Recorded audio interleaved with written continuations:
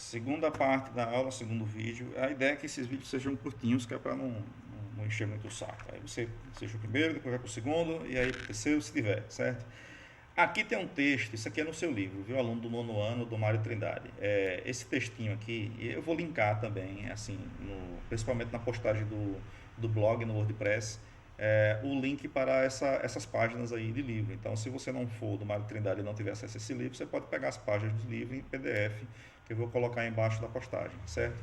A Marie Curie foi uma polonesa, né, a mais brilhante da história, é isso que dizem, né? Deixa eu mudar aqui para a tela, eu estava já perdendo aqui uma parte do vídeo. Então, veja só, aqui falando sobre a Marie Curie, beleza? Aí a página que você vai ver isso aqui, você vai ver na página 125 lá do livro do pessoal de Pirambu, né? Então você lê isso aí, certo? E vamos agora para a próxima parte aqui, que é o experimento de Rutherford. Então, o Rutherford, ele fez o seguinte questionamento, né? Imagina, já disseram que o átomo é uma bolinha, certo? E o primeiro foi o Dalton, que falou que a bolinha ela não dividia, certo? Que ela era maciça, não falou de carga elétrica. Aí veio o Thomson e disse, ó, ela é realmente uma bolinha, ela é maciça, mas ela não é indivisível. Agora tem umas partículas lá dentro lá que são os elétrons, certo? Isso foi o Thomson que falou. Aí o Rutherford é o seguinte, e agora a gente vai fazer o quê, né? Então vamos fazer o seguinte, vamos ver se ele realmente é maciço ou se ele tem espaço vazio.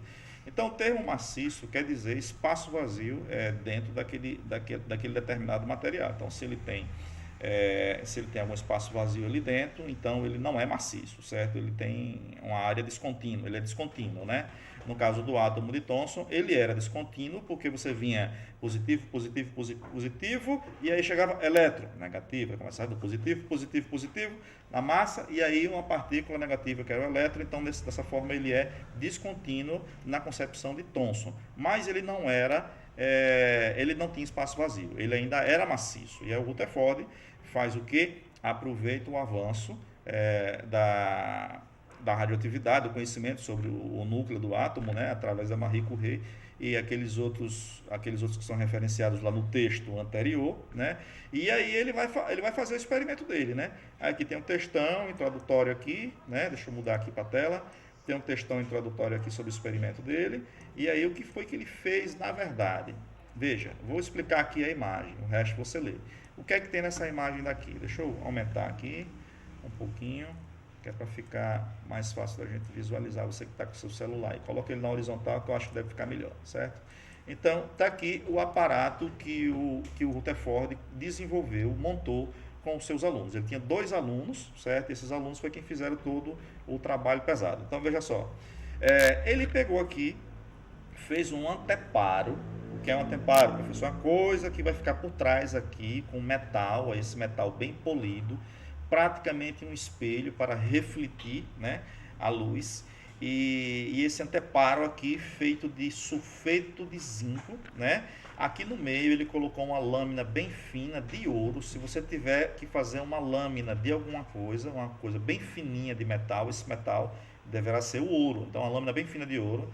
Aqui um espaço no anteparo, né? A fenda que ele chamou, e uma caixa aqui, provavelmente de chumbo, com uma abertura aqui na frente para atirar partículas alfa. Essas partículas alfa, que são partículas do núcleo, eram partículas de carga 2+, quer dizer que elas tinham carga positiva 2+, e de massa 4. Então é como se fosse um projétil de revólver com um corpo físico, massa 4, certo? E ainda com um campo elétrico positivo, né? Com carga positiva. E aí ele fez o experimento. Qual era a ideia? A ideia era o quê? Era tirar essas partículas alfas aqui nessa lâmina de ouro e aí ver o que acontecia. Tipo assim, se essas partículas alfas passarem direto, né? Aí furou a lâmina de ouro, mas aí você vai olhar e aí você não vê furo nenhum, então passou. Então se passou, passou por onde? Essa é a questão. Então vamos ver como foi que aconteceu para que o Rutherford pudesse tirar as conclusões dele. Aqui acima do experimento, ele vai dizer algumas coisas. Ó. Durante a realização do experimento, ele e os seus colaboradores observaram 3 coisas. Então, os 3 pontos ali do que o Rutherford com os colaboradores dele, os alunos dele, observaram.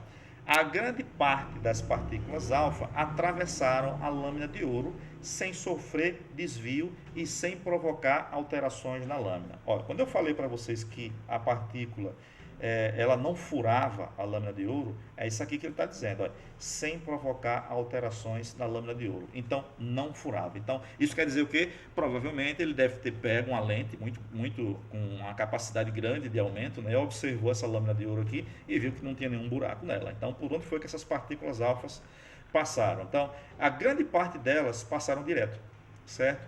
E aí depois o que? Aqui no ponto 2, uma quantidade pequena de partículas não atravessava a lâmina e voltava. Então, batia e voltava. Então, se você observar aqui na imagem, você vai ver que essas partículas aqui, uma parte pequena delas batia e voltava, que são essa daqui e essa daqui, indicadas por essas flechinhas vermelhas aqui.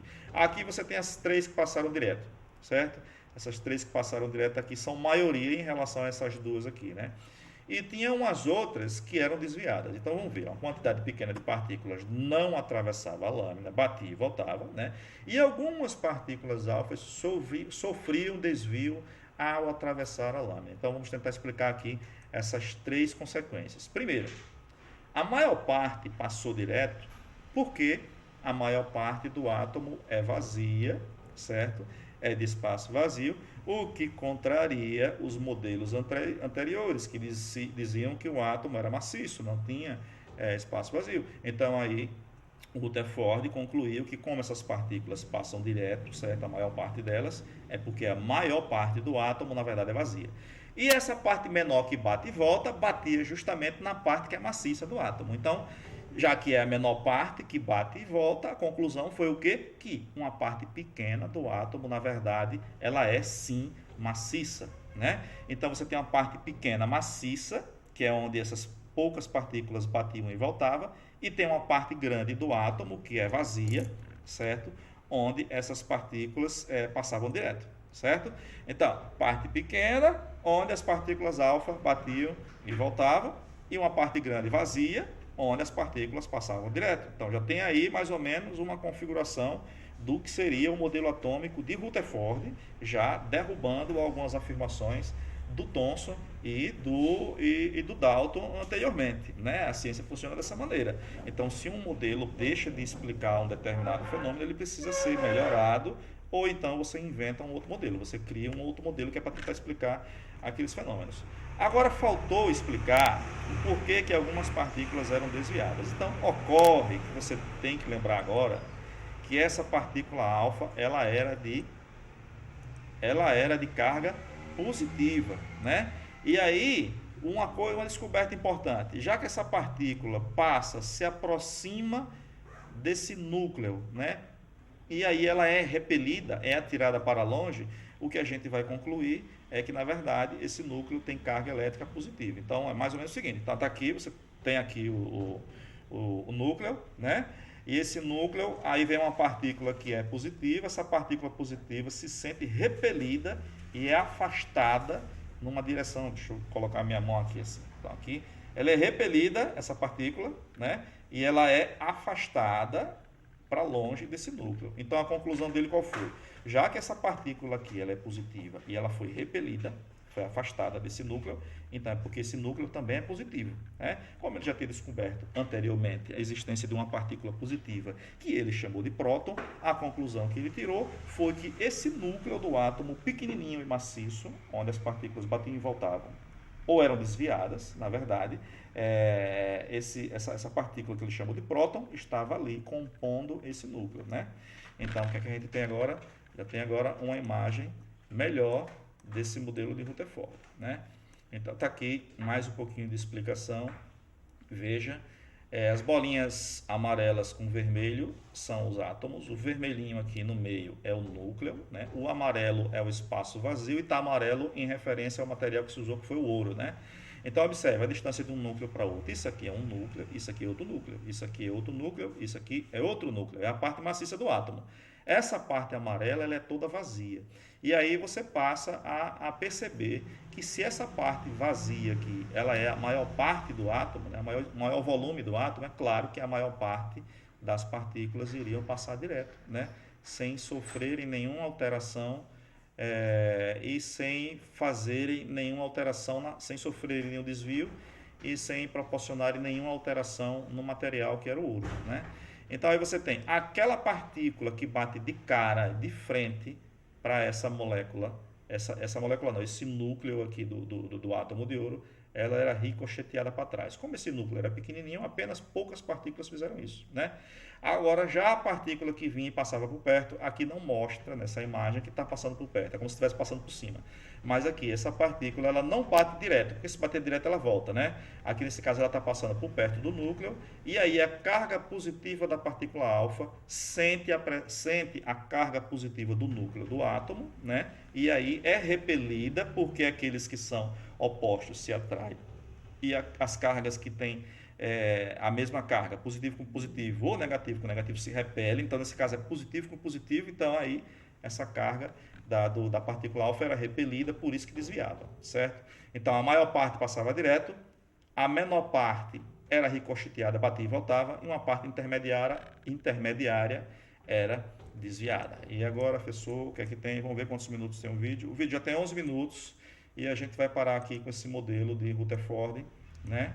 Essa parte do modelo de Rutherford. Eu vou só dizer para você como é que ficou mais ou menos o átomo de Rutherford. Então, deixa eu ver aqui, nessa página daqui, você vai ter o que seria o átomo de Rutherford, né? Então, como é que ficou o átomo de Rutherford? Dalton era a bola de bilhar, Thomson ficou conhecido como o pudim de passas, e aí o modelo de Rutherford ficou conhecido como um modelo planetário, onde você vai ter um núcleo, certo? E nesse núcleo você tem cargas elétricas positivas. Deixa eu colocar esse negócio mais centralizado aqui, acho que só vai melhorar se eu diminuir um pouquinho. Pronto. Você tem esse núcleo. Nesse núcleo daqui, a gente vai ter as cargas positivas, que são os prótons, representados aqui pela bolinha vermelha, certo? E a gente tem as cargas azuis, que são as partículas azuis, que são os nêutrons, que não têm carga elétrica. Os prótons são positivos e ao redor desse núcleo, rodando, girando em órbitas, certo? É como se fossem uns planetas em torno do Sol. A gente vai ter o elétron, que é de carga elétrica negativa. Deixa eu apagar aqui esse sinalzinho aqui, de carga elétrica negativa. Então, por isso que o modelo atômico de Rutherford ficou conhecido como o modelo planetário, porque ele disse na sua apresentação que o núcleo era como se fosse o Sol, né? E os elétrons girariam em torno desse núcleo como se fossem os planetas em torno do Sol, tá certo? Então vamos parar para não ficar muito comprido, e aí a gente vai conversando nos próximos vídeos, certo?